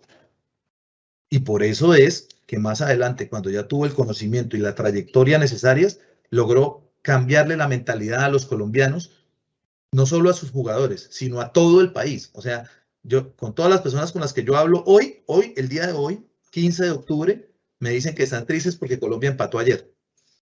Porque ya nos acostumbramos a ganar. Nos acostumbramos a que Colombia tiene que ganar. Y eso es gracias a este señor. O sea, antes de eso, si este señor no hubiera existido, estaríamos celebrando el empate. Diríamos, no, qué bien, súper chévere que Colombia logró empatar. Pero no, hoy en día no, hoy decimos, no, pero debemos ganar. Porque ese señor nos enseñó a que tenemos que ganar. ¿Sí? Ingeniero, qué pena, te interrumpo un segundo para que mires el chat de tu celular que te están escribiendo en este momento desde la jefe de comunicaciones. Mientras yo voy haciendo un resumen que, pues digamos, abarca un poco de lo que hemos hablado durante la mañana, las herramientas, los conceptos que tenemos que tener en cuenta, la eficacia, la eficiencia, no todo es dinero. Aparte, un mensaje muy importante que nos deja el director territorial en el día de hoy y es como aprender a utilizar todos esos conceptos para poder, digamos, cambiar un poco la manera en que estamos viviendo la vida, para poder darnos una segunda oportunidad. Nunca es tarde. Por medio de su experiencia, hoy conocimos que a sus 30 años, pues efectivamente volvió a comenzar, en donde tuvo una experiencia muy difícil, pero ya nos comentó que fue deportista, aparte de verdad es actor y está en un documental en Amazon donde habla de la historia de Armero. Él es uno de los protagonistas, así que los invitamos a que lo vean. También aparte, pues se ha dedicado su vida a ser ingeniero, también fue una gran persona en el sector de la infraestructura en Florida Blanca. Son muchas cosas, no para decir, wow, director, qué excelente persona has desarrollado durante ese tiempo, no, sino que son personas que de verdad debemos de mirar cómo han hecho para poder tener un poco de ese ejemplo y también hacerlo como parte de nuestra vida para poder desarrollar otro tipo de técnicas y cosas en la vida personal y laboral. Director. Bueno, ven rápidamente, les sigo contando, esta persona, a ver, ay, perdí, no, ahí están viendo la presentación, sí. Sí, señor. Dame un segundo.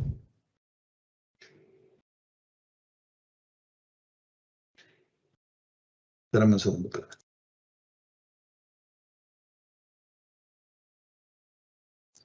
¿Listo? Listo. Bueno, digamos, retomando, yo busqué la vida de ese señor y entendí por qué logró lo que logró.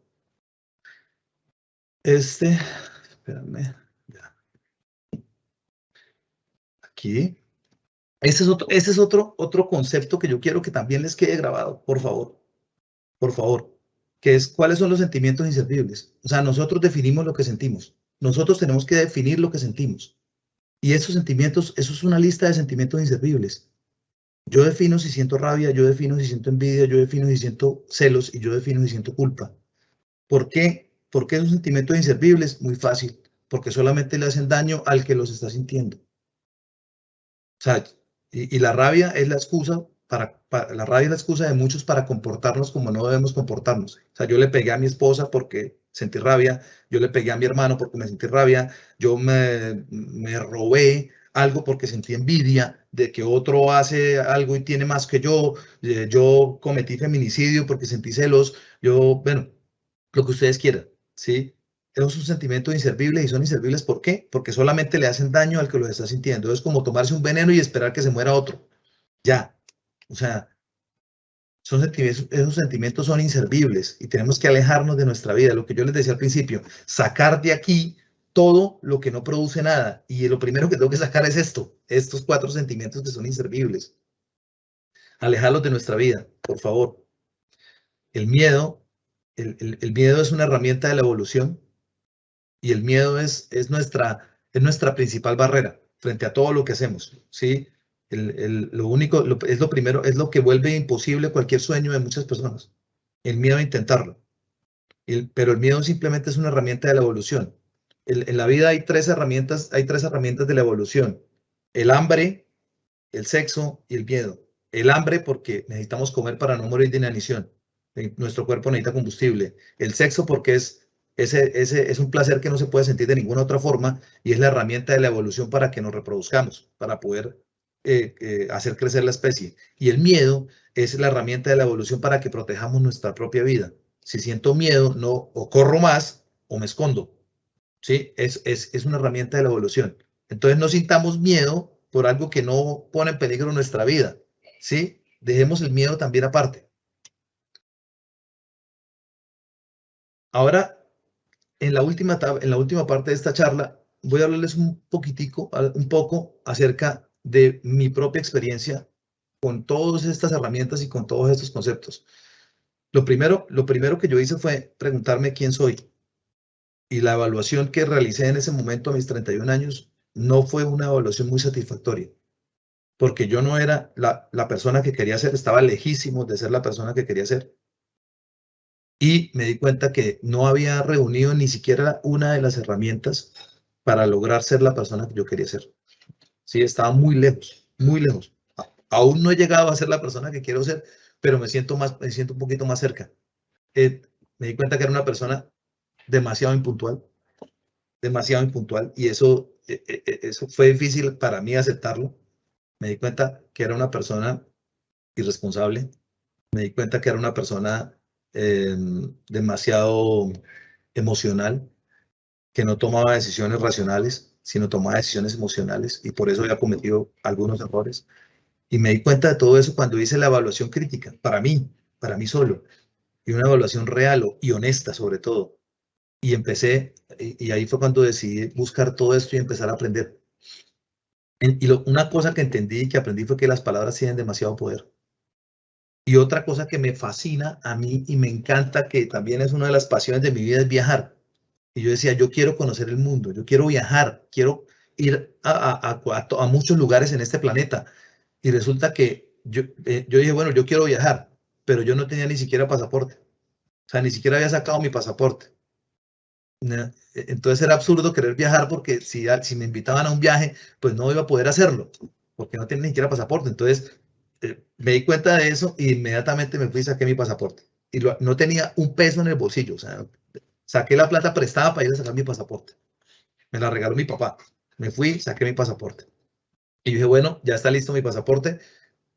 Ahora sí, cualquier viaje que me inviten, o sea, me invitan a un trasteo en Taiwán, voy al trasteo en Taiwán. O sea, me invitan a una fiesta en donde sea, voy a esa fiesta, o sea, lo que pueda. Y empecé a pensar en que quiero conocer el mundo y quiero conocer el mundo y quiero conocer el mundo. Y las palabras tienen tantísimo poder que a los 8 meses a los 8 o 10 meses de haberme separado, conocí a quien es hoy en día mi esposa. Me novié con ella, nos cuadramos de novios, pues, y resulta que ella es agente de viajes, tiene una agencia de viajes. Y para las personas que trabajan en turismo, viajar hace parte de su trabajo. Entonces nos hicimos novios y a los 3 meses nos fuimos para un crucero. Y a los 2 años nos fuimos para todo el Cono Sur. Y hoy en día he visitado, yo creo que como unos 30 países más o menos, en 10 años.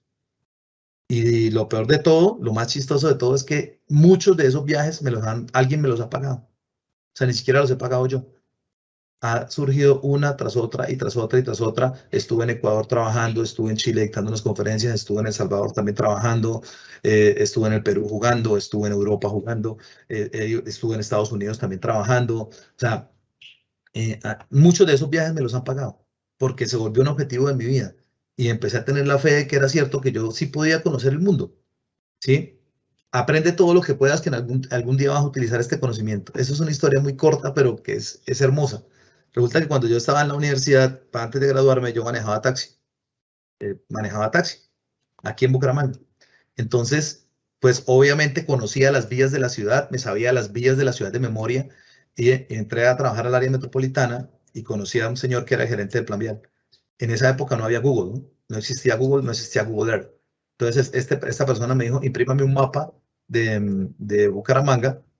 Yo se lo imprimí y le dije, mire, esta carretera ya no existe, esta ya no existe, esta ya no existe, esta carretera está en buenas condiciones, aquí hay un hueco, no sé qué, no sé. Al tipo le impresionó eso, me dijo, venga, pero ¿usted por qué sabe las vías de la ciudad así? Y yo le dije, no, porque me encantan las vías. O sea, a mí me dio pena decirle que yo era taxista, ¿no? Me dio mucha vergüenza. Me dijo, vamos mañana a recorrer la ciudad a ver si lo que usted dice es cierto. No fuimos, obviamente era cierto, porque yo me sabía las vías de la ciudad y terminó contratándome. O sea, ese mismo día me dijo, yo quiero que usted esté en mi equipo de trabajo. Y terminamos diseñando las vías de Bucaramanga durante los siguientes 3 años. Y fue una experiencia súper bacana, súper bacana. O sea, planificar la ciudad a 30 años adelante. Y muchas de esas cosas que planificamos en esa época hoy se han materializado. Entonces, lee todo lo que puedas, aprende todo lo que puedas, viaja todo lo que puedas. Y algo súper importante, la persona más importante en el mundo para ti tienes que ser tú mismo. Siempre, siempre. La persona más importante en el mundo para ti tienes que ser tú mismo. Y es un tema matemático. Yo no puedo darle a alguien lo que yo no tengo. Si yo soy generoso y quiero repartir dinero, primero tengo que ganarlo. Si yo no tengo salud, no puedo cuidar a un enfermo. Si yo no soy feliz, primero yo no puedo hacer feliz a otra persona. Si yo no tengo conocimiento o no he adquirido conocimiento, no puedo enseñarle nada a nadie. Entonces, lo primero que tengo que construir es acá, Tengo que construirme a mí mismo para poder ayudar a construir el mundo y para poder ayudar a construir mi entorno. Pero primero tengo que construirme a mí mismo. Si no, lo voy a hacer de manera incorrecta. Si yo no estoy bien construido, voy a construir de manera incorrecta al resto. ¿Sí? Entonces, la persona más importante para mí siempre tengo que ser yo mismo.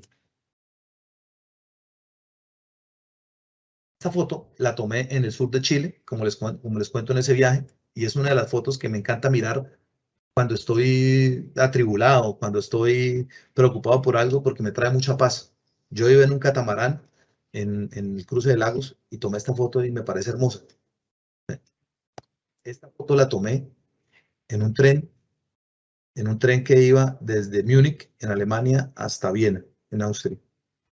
Y vi ese paisaje y me pareció el fondo de pantalla de Windows, de esas cosas que uno ve y que cree que no existen. Cree que es una imagen de otro planeta y no, no es de otro planeta, es de este planeta. Y yo iba en un tren, ahí se puede ver en la parte de abajo que iba en un tren a 250 kilómetros por hora y tomé la foto porque me pareció hermosa, me pareció un sitio hermoso. Esta foto fue de cuando estuve en el Perú jugando un suramericano. La foto fue de cuando estuve en Finlandia con la selección Colombia de 40 años de baloncesto. Esta foto fue de la grabación de la película Armero. Mi personaje se llama Juaco. El cine también es algo que, como les conté, me apasiona y terminé de actor en esta película por las causalidades o casualidades de la vida. Conocí al director, nos pusimos a hablar y hablar y hablar y hablar, que me encanta. Terminé contándole muchas cosas y él al final de la charla me dijo, venga, ¿por qué no hace un papel en la película? Yo, ¿en serio? Bacanísimo. O sea, yo en realidad yo quería conocerlo a él para que me invitara a ver cómo se hacen las películas. Y terminó ofreciéndome un papel en la película. Y terminé haciendo. Y se lo recomiendo y le digo a todos que por favor la recomienden. Está en Amazon Prime, se llama Armero. Y es muy linda. Es una película colombiana que no tiene groserías, que no tiene sexo, que no tiene narcotráfico, que no tiene violencia, que no tiene nada de los elementos típicos de las películas colombianas. Es una película colombiana muy bonita. Es una historia de amor muy linda. Esto fue una entrevista que le hicieron a Cristian en CNN acerca de la película. Esto fue en Miami.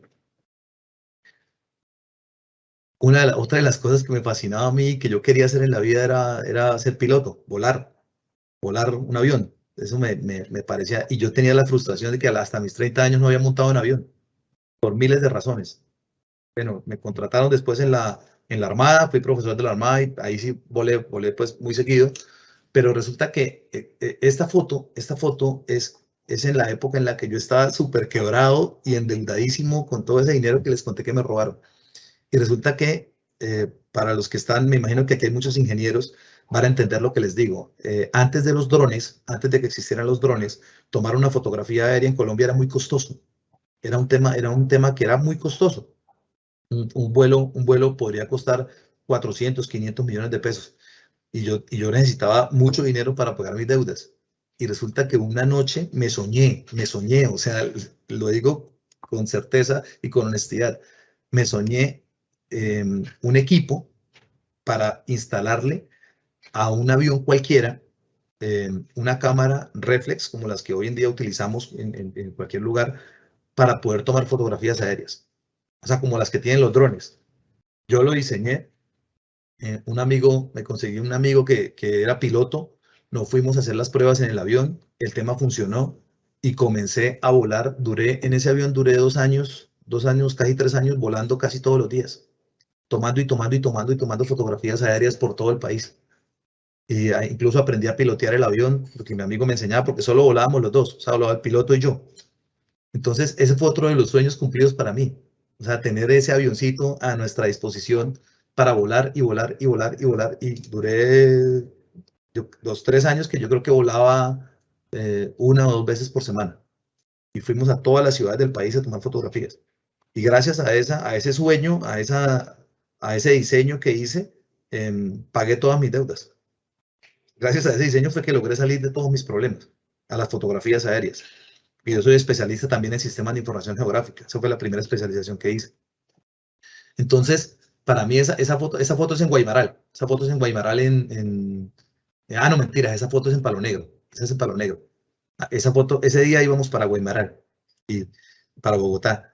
Y volé en ese avioncito, y para mí la aviación es algo que algún día sacaré mi licencia de piloto. No sé cuándo, pero lo haré, porque es otra cosa que me parece hermosa, me encanta, un tema que es apasionante. Esta foto es en Washington. Estuve cuando fui asesor del fiscal general de la Nación. Para llegar a ese trabajo me contrataron por Twitter. O sea, yo puse mi perfil en Twitter y una persona que yo no conocía me escribió, me preguntó algunas cosas, me hicieron un estudio de seguridad y me ofrecieron trabajo. Me pidieron primero unos favores de unos temas cartográficos, los hice y me ofrecieron trabajo. Terminaron ofreciéndome trabajo cuando me dijeron que era yo, me pareció demasiado increíble. O sea, para trabajar en la fiscalía, para ser asesor del fiscal general, para trabajar en temas de conflicto, hacer cartografía, hacer mapas del conflicto colombiano en esa época, fue algo demasiado extremo con mi profesión, pero fue algo demasiado interesante. Y ese viaje, yo estuve en Washington 15 días, estuvimos trabajando, le presentamos todo lo que se trabajó a Human Rights Watch, a la Organización de Estados Americanos, eso en el Congreso de Estados Unidos, acompañando al fiscal para ese tema y a todo el equipo de trabajo de la Fiscalía. Y Es de las cosas que ni en la proyección más optimista de mi vida yo hubiera pensado que me iba a pasar eso. Y terminó pasando. Sí, fue algo increíble. Esta foto a mí me encanta, me fascina porque eso que ven ustedes allá atrás es el volcán que todos pintamos cuando estamos en el kinder. O sea, en el kinder o en primero primaria, cuando nos están enseñando qué son las montañas, y qué es un volcán, todos pintamos ese volcán. O sea, un triangulito con la mitad con nieve. Y yo cuando llegué a ese sitio, eso es en el sur de Chile, en una ciudad que se llama Puerto Varas. Y la última foto, que es el resumen de mi vida hasta hoy, es esta. O sea, esto para mí es un sueño cumplido, de verdad. O sea, es el check, es otro check. Y no lo digo porque esté en este momento frente a ustedes. Lo digo en todos los sitios y lo repito siempre. Trabajar en Invías para mí es un sueño y es un sueño cumplido. ¿Y por qué es un sueño? Porque cuando nació Invías, yo estaba en la universidad. O sea, yo estaba haciendo cuarto semestre, tercer semestre cuando nació Invías. Y cuando Invías comenzó a cambiar el país. El país hace 30 años era muy diferente a lo que es hoy. Y es gracias a Invías. En gran medida es gracias a Invías. Y cuando eso empezó, alguna vez yo estuve en una semana técnica y fue una persona de Invías a dictar una conferencia. Y habló acerca de todos los proyectos, de las proyecciones, de lo que quería, de la filosofía de la entidad. Y yo dije, yo tengo que trabajar algún día en esa entidad. Y miren, o sea, el resumen de toda esta charla es no se limiten a soñar con lo que ustedes quieren. No se limiten. O sea, eliminen las barreras mentales, vuelvan infinita su mente y muy seguramente, y tengan mucha fe y trabajen duro. Y muy seguramente todos los sueños que ustedes tengan en la vida los van a cumplir. Jamás en la vida, por favor, jamás en la vida se victimicen. Jamás en la vida se victimicen. Nunca, nunca es nunca. Y decidan si quieren ser personas inteligentes o si quieren ser personas sabias. Es una decisión que podemos tomar cada día porque cada día es importante, porque cada día cuenta. ¿Listo? Muchas gracias. Director, muchas gracias de verdad por esta charla tan especial, porque obviamente nos llega a todos. Le voy a hacer una sola pregunta. Hay varias preguntas que llegaron, pero le voy a hacer una sola pregunta teniendo en cuenta que tienes ahora otras responsabilidades. Nos dicen, ¿cómo ve el tema de la edad y el momento para tomar esas decisiones de hacer lo que realmente se quiere? Ojalá a nosotros nos enseñaran estas cosas y estos conceptos mientras somos niños. O sea, yo le digo a todo el mundo, nosotros no deberíamos aprender tantas cosas que no son tan importantes. Deberíamos aprender a leer y deberíamos aprender a vivir. Sí, ya. Muy seguramente en la niñez o en la juventud no valoramos las cosas, pero cuando comienza la adultez y si tenemos los conceptos claros, vamos a aprender a vivir una vida mejor.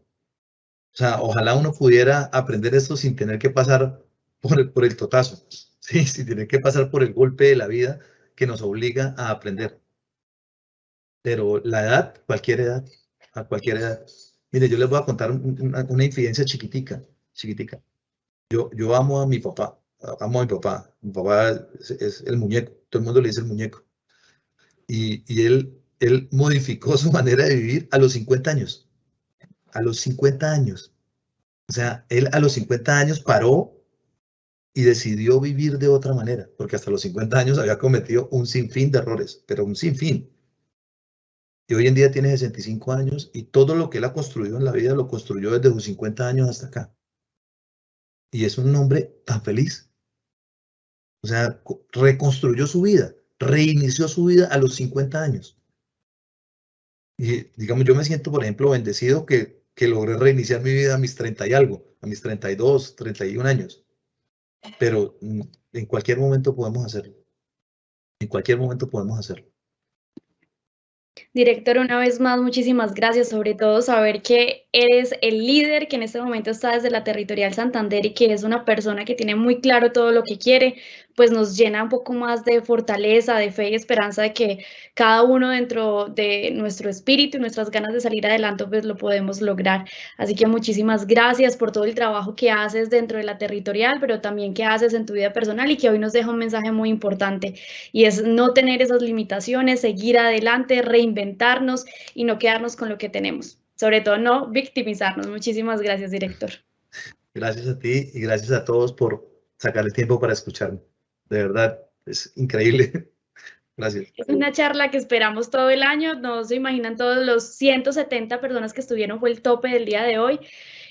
Todo el año quisimos como tratar de tenerlo porque sabíamos lo especial y todo lo que tenía que decirnos en el día de hoy, pero bueno, ya fue un hecho. Si tenemos otra oportunidad durante el año para despedirnos con otro mensaje sería estupendo, pero muchísimas gracias y gracias a todos los que estuvieron conectados en el día de hoy. Feliz día. La movilidad es de todos. Ministerio de Transporte.